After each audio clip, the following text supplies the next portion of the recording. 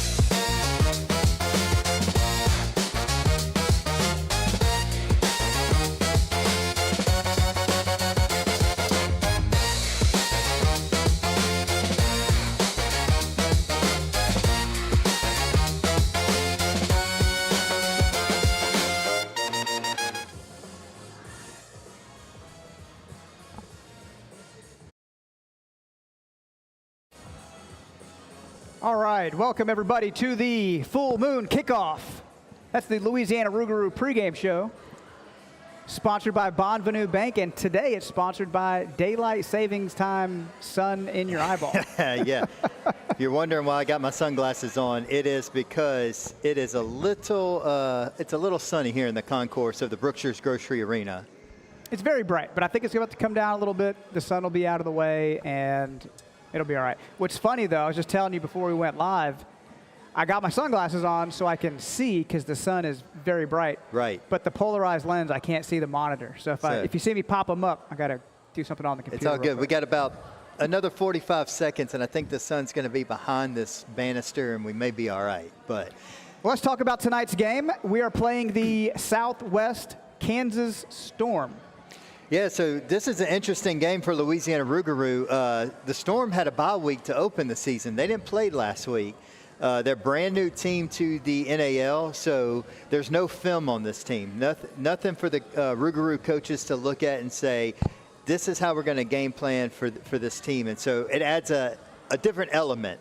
It's going to be very interesting to see. I saw them warm up. They look like a professional football organization. They're big. They are big, and then I see a lot of familiar schools. So I'll go through some of the professional history. I do want to give a quick shout out to Bonvenu Bank for sponsoring the Full Moon Kickoff pregame show, and Bowman's Grading and Asphalt, as well as Red Rover.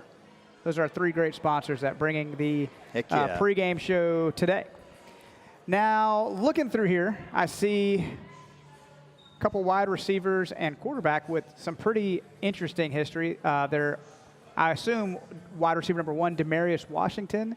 His pro experience includes the Indianapolis Colts. Oh, wow. The Salina Liberty, and now the Southwest Kansas Storm. And then their QB, number 1, Matt Struck. He's 6'4", 215 from Central Point, Oregon.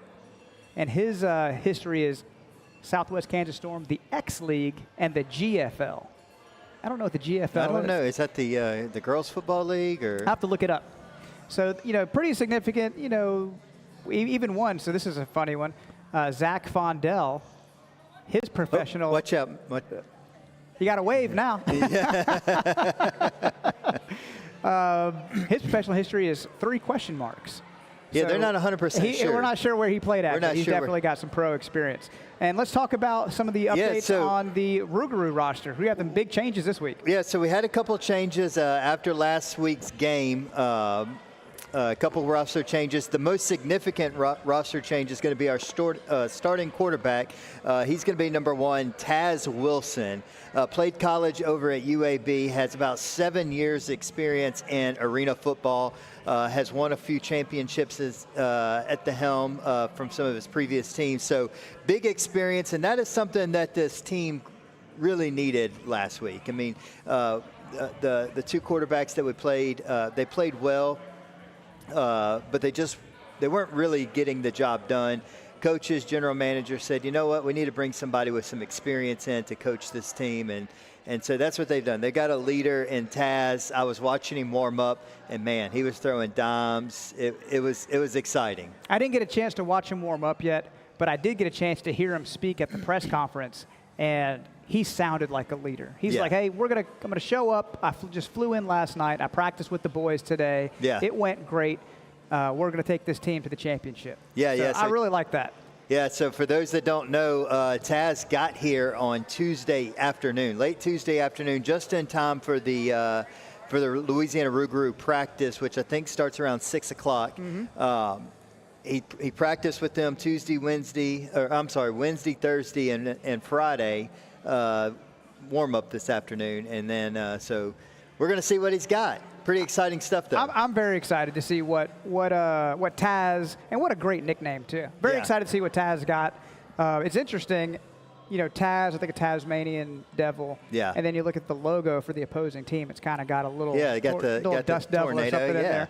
So I don't know if that's a sign, but I think Taz has got some good stuff. And then, of course, after watching last week, there's a few players that just really jumped out at us. One of them has got to be number 19, wide receiver, who is dang near 7 feet tall, Quentin Williams. Quentin Williams, or Q, as they call him, is a monster of a man. Yes, and lining up at wide receiver when he could line up offensive line, defensive line. He could be a jack. He could be the Mac, but he's a wide receiver. That's a big dude bearing down on you. Yes, I mean 6'7", 250 pounds. I mean that's a lot of man running at you at full speed when he gets in that high motion receiver role. And what a great way and a great league for him to be in, because maybe a 6'7" guy doesn't get a great head start from a traditional football perspective, but when he gets a 10-yard head start and high man in motion, he's got plenty of time to get those wheels moving. Oh, absolutely. And he came up with some big plays last week. And so let's kind of recap last week's game. Slow start for both teams. Both teams kind of got out to a slow start, went into half 26-6. And almost like this room, you took the air out of the room going into halftime. Yes. And Rouxgaroux comes out, and they came out strong. Defense completely shut out the Phantoms last week, and so in the second half. Second half, yeah. Incredible defensive showcase for arena football when it's supposed to be offense. Yeah. That's the thing about arena football. It's supposed to be very high scoring, 60, 70 points per game, and so to completely shut the opposing team out was a big deal. So came in, of course, went to overtime. First game of free football. Everyone loves free football. Everybody loves free football. First regular season game of the year, and we had overtime. Hate that it came down to the referees making the decision on who won the game, but ultimately Quentin Williams was throwing the ball, pass interference all over him, but it wasn't called, and Rouxgaroux fell to 0-1 on the season. Looking to big time to bounce back tonight. I think, if anything, they're pretty hot about how that game ended. Yeah. And they've probably had 5 days of practice to stew about it to get mad. I'd hate to be on the other side of the Louisiana Rouxgaroux tonight. Yeah, no, I think, and not only that, you know, as it is in professional sports, you know, they saw some of their teammates leave this week. There's a few roster changes, and a few of the players that were here last week are not here tonight. So probably bittersweet to see some guys that they have built some camaraderie up with. But Taz coming out to lead them. I think everybody's super excited, super pumped up, and want to prove that they're a better team than what we saw last week. I think it's going to come down to capturing some of that, you know, some of those feelings that they felt in overtime when Q was obviously held. Maybe they got something to prove this week, like, hey, we're not going to leave it up to a referee's call. Right. We got to make sure we score, because if you leave it up to the ref, it's kind of on you. You got to come out banging. And I think that's going to make a big difference. Absolutely. And then so it could be an exciting game, could be a high-scoring game. That's what we've been promised with Louisiana Rouxgaroux. Remember their preseason game, they scored 60 points. Taz, I was watching him warm up. Like I said, he was slinging it from one end zone to the other. So it should be a high-scoring game tonight. I think it's going to be great. I do want to get some perspectives from one of our guests here in just a moment. But first, let's go to a quick commercial break, and we'll be back in 2.5 minutes. In South Bossier, community still matters. And that's exactly what you'll find at Bonvenu Bank.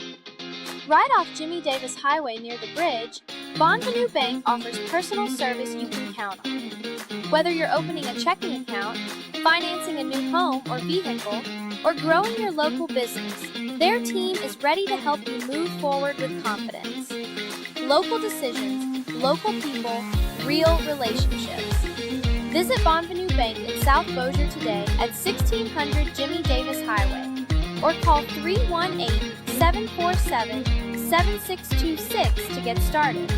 Bonvenu Bank, banking built around our community. When you're away, your dog deserves more than just a kennel. At Red Rover in Bossier City, your pup gets a full day of fun, care, and attention from a team that treats every dog like family. From dog daycare and boarding to professional grooming and training, Red Rover gives your best friend a safe place to play, socialize, and relax. Located on Stockwell Road, our spacious facility is designed so your dog can stay active, happy, and cared for while you're away.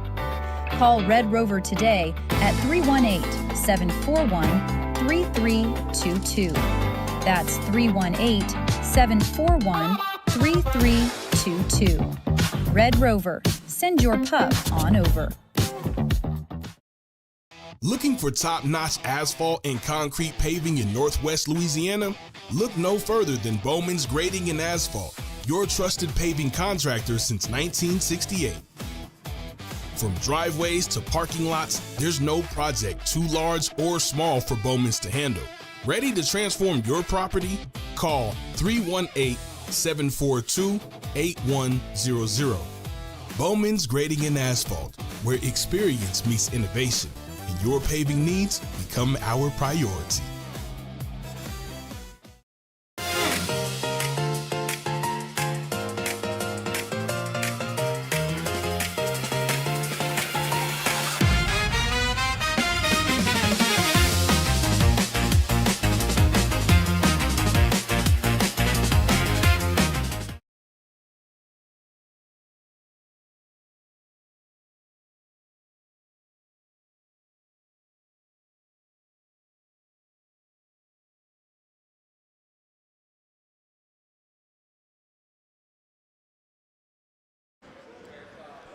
All right, and we are back. Welcome back, everybody, to the Bonvenu Bank Full Moon pregame show. There it is. We haven't had a howl yet. Hadn't had anybody howl yet. You got to get howls. That's we got to show the new guy how to do the howls. All right, show him. Ow! All right, Barrett, let's hear it. There it is. There it is. There it is. So, for everybody who hasn't paid attention and noticed, we don't have Shane and Keith tonight. So filling in for Shane and Keith, we've got the Newman brothers. Yeah, Eric Newman here. I guess you could say brother. He's bigger than me, so I just call him whatever. Yeah, Yeah, don't talk back to him. Yeah, don't talk back to my son. Yeah, don't talk. Barrett? Thanks for having me. Yeah, absolutely. So anyway, going over tonight's game, and we'll ask Barrett this as a current D1 athlete. So the Kansas City Storm, who were playing tonight, they didn't play last week. They had the week off. This is their first game of the season. They didn't record their preseason game. This is their first year in the league. These coaches have no idea what to prepare for. So how difficult is that when you have no film? Sounds like a recipe for a bad thing that's going to happen. Yeah, so that's the major issue going into tonight's game is Louisiana Rouxgaroux has zero film. I mean, they've seen some of these players have been in the league or been in other leagues, so they kind of have an idea. Their coach has been around arena football, so they kind of can see his tendencies. But as a unit, they have no film. They're going in completely blind. Yeah, well, the field's still going to be 50 yards long. So yeah. We play with a regular football or an arena football. So as long as just playing the game of football, everything should go well. Yeah. And Newman, before we or Eric, are both Newmans. Before we took our commercial break, talking about the new quarterback coming in, Taz Wilson, played a little college ball at UAB, 7 years in the Arena League. Disappointing play out of the quarterback position last week, so they're really hoping that his leadership qualities and his play that he's used to will really shine tonight. Yeah, sitting here watching that game last week, you kind of question some of the decision making, you question some of the accuracy of the throws, and to go back to that preparation thing. Preparation gets you so far, but once you get punched in the mouth once or twice, you got a couple of big D linemen staring you down. It seems to everything seems to change all of a sudden. Right. And but the guys are out there playing their heart out. They're doing everything they can, and just hats off to them for still putting a good product on the field. And this week, hopefully, the veteran will be able to come in and take over the young team and lead them to victory. Yeah. So it should be an exciting night. The Storm is highly rated in the NAL. I think they're ranked in the top 5. So be a good game. Good game. So the league looks at the players that they have, the coaching staff, and is very high on them, even though they haven't played yet this season.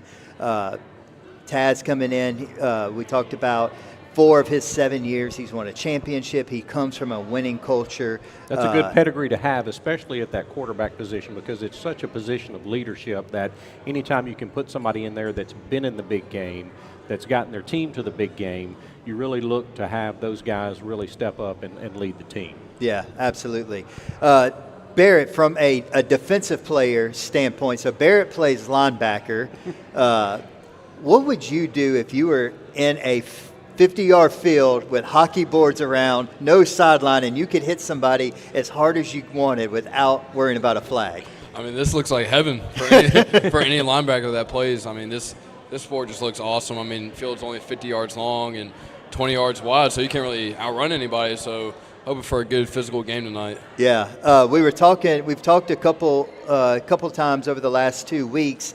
The thing that's the biggest difference in arena football is the high motion receiver. So their receivers can get a 10-yard head start before the ball's snapped. They're at full force when they break into the secondary. As somebody who gets into coverage, like, how difficult has that got to be to defend? That's really difficult because that really gives the advantage to the offense. But then again, they don't have a lot of room to run anywhere. Right. So as long as you have good footwork, good eyes, everything should be good. Yeah. So, anyways, going to be an exciting game tonight. We're expecting a big crowd. Let me go ahead and ask you, Eric, who do you think is going to be our Red Rover top dog player of the week? I hate to say it, but number 0 always does a good job. That's Arnell Anderson, Double A. Does a great job for us. And if I'm not mistaken, number 2 went both ways last week. He did, and he was the NAL Defensive Player of the Week last week. Well, I know how to pick them. I didn't even get the chance to see those stats, but I know how to pick them. But if I can actually pick one person on this list without the game even being played, I'd like for it to be the quarterback. So you're going Taz Wilson, just because I think if the quarterback can step up and play his game, that'll lead the Rouxgaroux to victory. Yeah. And that's what I'd like to see. And I'm with you. I think Taz Wilson is who everybody wants to see have a great game tonight for Rouxgaroux as the new starting quarterback. But I'm going to go a little bit different. I'm going to go number 19, Quentin Williams. 6'7", 250-pound wide receiver. That is a lot of man right there. That's a big boy. That's a big boy, and he had some clutch plays for Louisiana last week. As you may or may not have seen, we went into overtime. He's the one that they trusted with the 2-point play to catch it. Pass interference. I don't know how that didn't get called. That call, that was atrocious. It was just. And I was explaining that to Barrett when I picked him up from the airport last night. Like, it literally was probably one of the top 2 or 3 worst calls in the sport of football that I've seen in all my years in watching, from high school to college to professional leagues. It was just terrible. The guy had perfect position. Yeah. And they just absolutely PI. Yeah, it was terrible, but Quentin Williams is good with the next play mentality, just brushing it off. But I think he's going to come in tonight a little ticked off and wanting to prove himself. So Quentin Williams is who I'm picking. I'm going to ask Barrett. Barrett, what would it be like guarding a 6'7", 250-pound wide receiver with a running start? Well, I'm glad I played linebacker and not defensive. That would be very tough. Yeah, he is.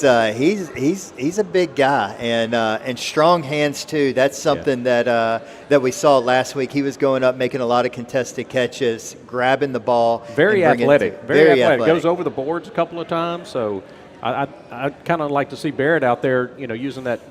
The hockey boards as that extra defender, because there's no out of bounds in arena football. Nowhere to run. Yeah, the only player who can go out of bounds is the quarterback. He has to stick that football over the wall for about 2 seconds for it to count that he's out of bounds. And so it's super exciting. Another rule that we learned last week that people may not know about arena football is if the wide receiver goes over the wall and catches a touchdown, as long as any part of his body is on the field side of the wall. Not touching the field, but actually if it's in the air and the foot is hanging over the wall, that's a touchdown. Yeah, it's a touchdown, which is We got some howls. Incredible. Can we get some howls for the Rouxgaroux? Give us your best howl, guys. Come on, let's do it. All right. We've been slacking on the howls. We do have a few giveaways to give. If anybody wants to give us their best howl as they come in to the Brookshire's Grocery Arena, we have a few giveaways to give. beautiful weather. Get out tonight. Come watch some football. Yeah. You know, where else can you watch football in March? That's true. At the Brookshire's Grocery Arena. That's right. That's right. Barrett and them, they have spring ball starting next week, so a lot of the college programs are getting back into it with spring ball, but this is live action, man. Yeah, it is. And I tell you what, it's Friday the 13th. Full moon? Is it a full moon? It's not a full moon tonight, but there's a full moon on the 50-yard line, or I guess it's the 25-yard line. Midfield. There's a full moon midfield. What better way to spend a Friday the 13th than with a team who fully embraces Rouxgaroux, full moon, and all that. That's right. Super exciting. Barrett, what do you feel like the biggest difference? You were able to see some of the preseason game. What do you feel like from arena to the college level, or just regular football? What are some things that stand out to you? I would say it just looks like guys are having way more fun out there. They're taking more risk.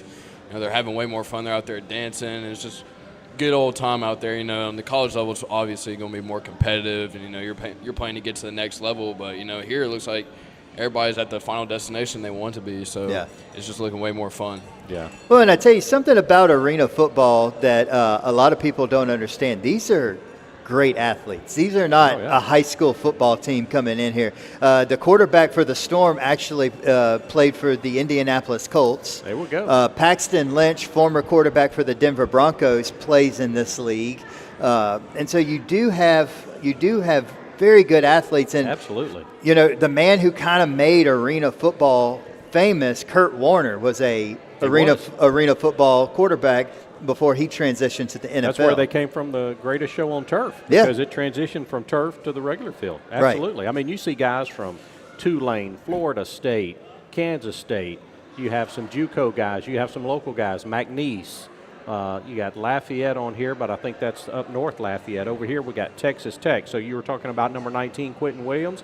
He played for Texas Tech. Yeah. So you got guys that come from storied programs. You have guys that came from the D3 levels, the JUCO levels.